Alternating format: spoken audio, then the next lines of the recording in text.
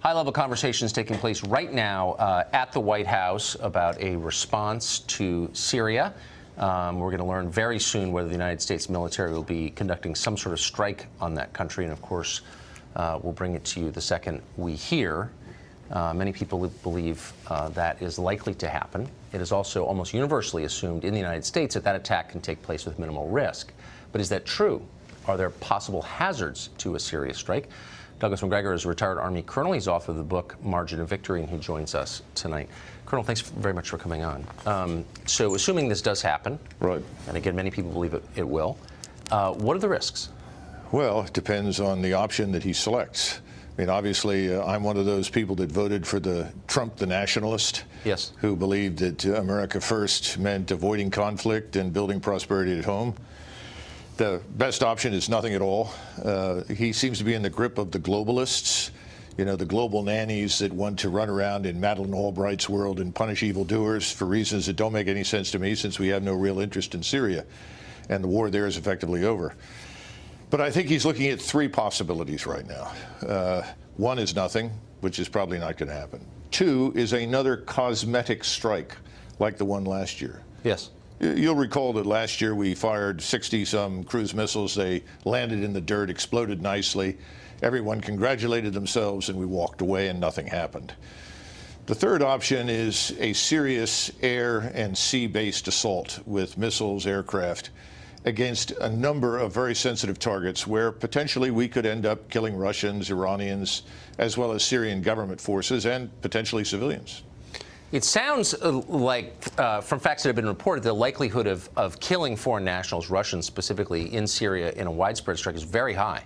So what would be the consequences if that were to happen? Well, assuming he doesn't call the Russians and tell them what he's going to hit, which is what he did the last time. Right. I think that we'll probably lose potentially some aircraft. We could lose some ships at sea, because the Russians have made it very clear that if they are attacked, they will respond. And they have the capability to do that, and they can respond from Russia. Russia is less than 500 miles away from Syria. We forget that sort of thing. So they have missiles and capabilities, precision-guided strike weapons that can reach our ships at sea. They also have submarines operating in the area, as we do.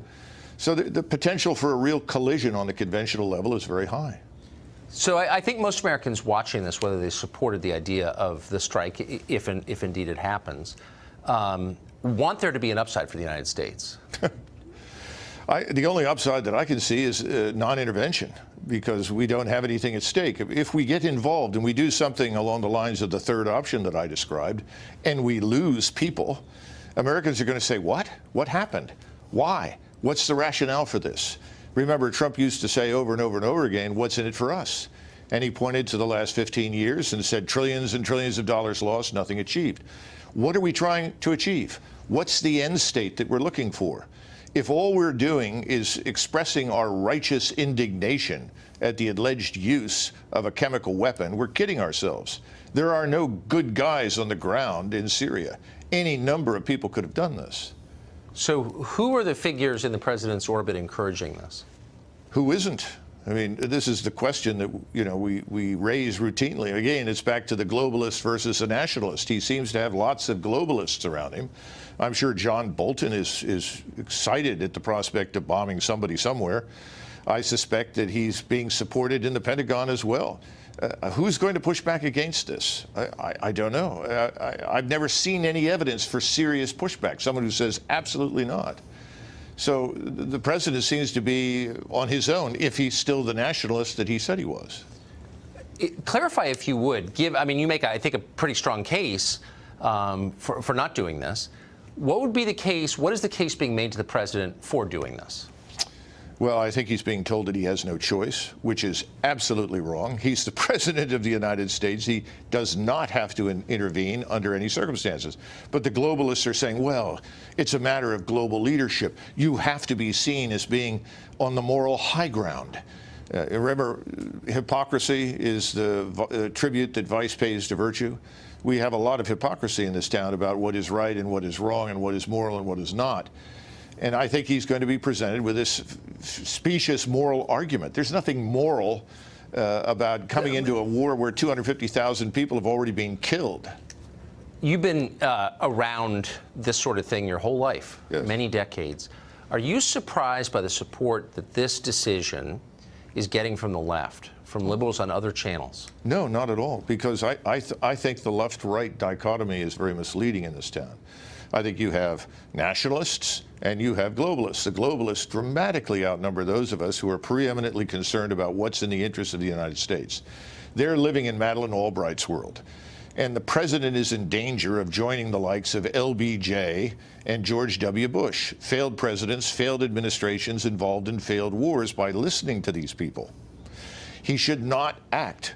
If he doesn't act, then he can feel quite comfortable because he's in the company of George Washington, John Adams, and the men who said, we don't want to be part of other people's wars. Colonel Gregor, thank you for that. We'll be monitoring the White House all night for any news on Syria, obviously. Hillary Clinton, meanwhile, says America is racist, and the solution is to follow Maxine Waters. That story next. Racist and white supremacist views are lifted up in the media and in the White House.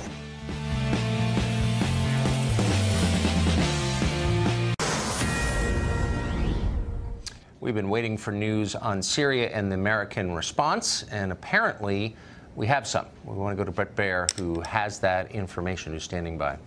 Hey, Tucker, just seconds ago, we have word that the President of the United States will address the nation tonight, sometime this evening. This, obviously, the decision about possible U.S. military retaliation for that chemical weapons attack in Syria on April 4th. We do know that the Vice President, who's in Lima, Peru, was hurried out of a dinner, a banquet there, and has returned to his hotel in Peru. And we have breaking news out of the Pentagon. Jennifer Griffin is standing by there with what she's hearing from officials.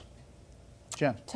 Tucker, I am hearing from a senior administration official that the U.S. has taken the decision to strike Syria in response to its use of chemical weapons. That is from two administration sources. We spoke to them tonight. We do expect, as Brett mentioned, that the president will address the nation this evening. We have been on standby here at the Pentagon. We have been reporting all evening that U.S. military assets have been in position now for several days. We expect certain naval assets that we have mentioned to be involved in that strike, including the USS Donald Cook. We have been reporting that there is a French frigate in the Eastern Mediterranean. We have also reported that the British Prime Minister has authorized the use of submarines in the strike. We know that the president spoke again to Emmanuel Macron, the French Prime Minister, today, and that Macron himself called the Russian President, Vladimir Putin, earlier today to offer an opportunity to return to some sort of peace negotiations in Syria to end the 7-year civil war. But tonight we can report from administration officials that the U.S. has taken the decision to strike Syria in response for its use of chemical weapons. Tucker? Thanks, Jen. Okay, Tucker, just to follow up, this, remember, is just 1 year after the U.S. struck in Syria, April 7th, 2017, 59 Tomahawk cruise missiles from 2 Navy destroyers in retaliation for the sarin nerve gas attacks then. So we are now 1 year later, and it appears, as Jen is reporting from 2 different officials, that the decision has been made to move forward with this strike. What exactly that looks like and how different it may be from the 59 Tomahawk cruise missiles a year ago, we don't know. John Roberts is on the north lawn of the White House with what he's hearing there. John? We're just a little less than 10 minutes away now from what we're expecting to be a presidential statement out of the diplomatic reception room, which is an area here at the White House that the president has been favoring lately in terms of making official statements. That's where he was when he held his nose and signed the omnibus spending bill. And now it looks like we're going back into the diplomatic reception room again tonight. I can tell you that over the last 3-4 days, the White House has been a hive of activity as the president's national security team has met repeatedly here. Most recently, a deputies meeting at about 5 o'clock this afternoon. Looks like they were just putting dotting the final I's and crossing the final T's in preparation for whatever the president is going to announce tonight. Brett? John, we want to bring Tucker back in here. You know, it's been interesting to watch this decision-making process. You just had a guest on, Tucker, talking about that and how the president is getting to this point. But obviously, he was out on a limb with what he tweeted directly earlier in the week. And it seemed like as the week went on, we were getting closer and closer to this very decision that's been made tonight. Right. So tell us how, since you cover this closely and you know everyone involved, tell us how you think we got to this point. This is clearly not something that he ran on, and it's inconsistent with a lot of the things that he said over the years, barring the existence of information that's very different from what we know publicly.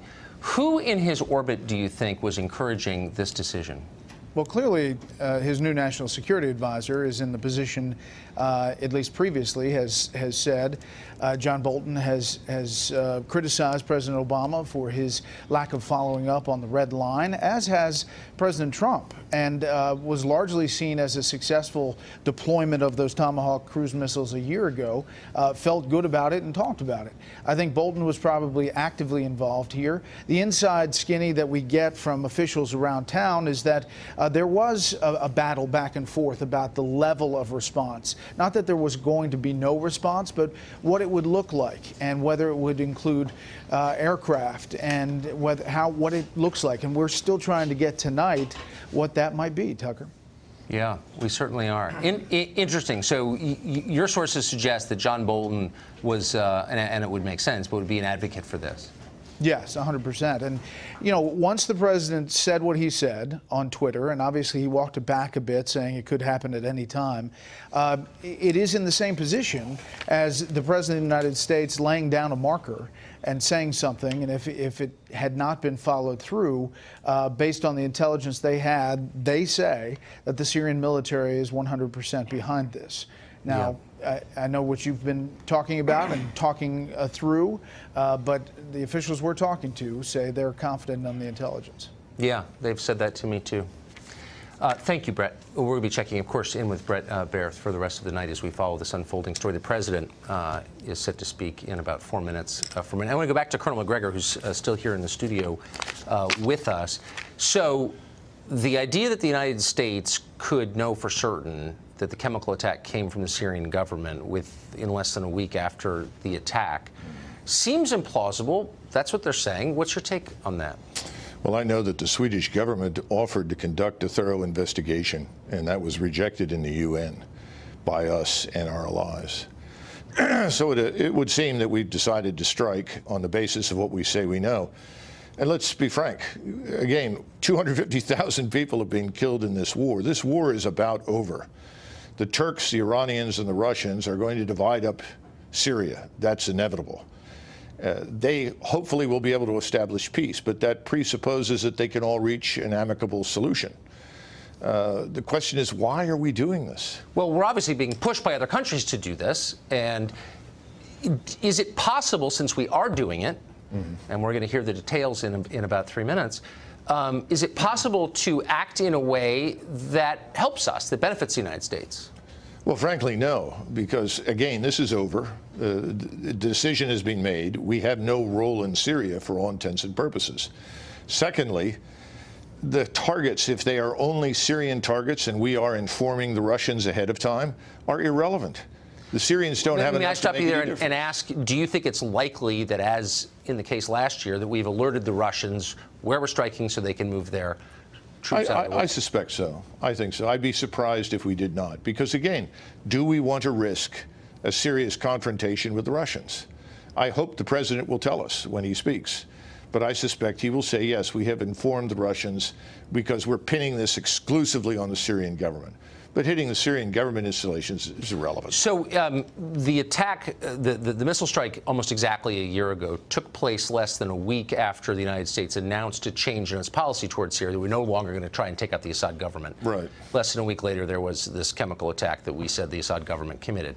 This attack comes about a little over a week after we announced another policy change, which would be pulling our 2,000 troops out of Syria.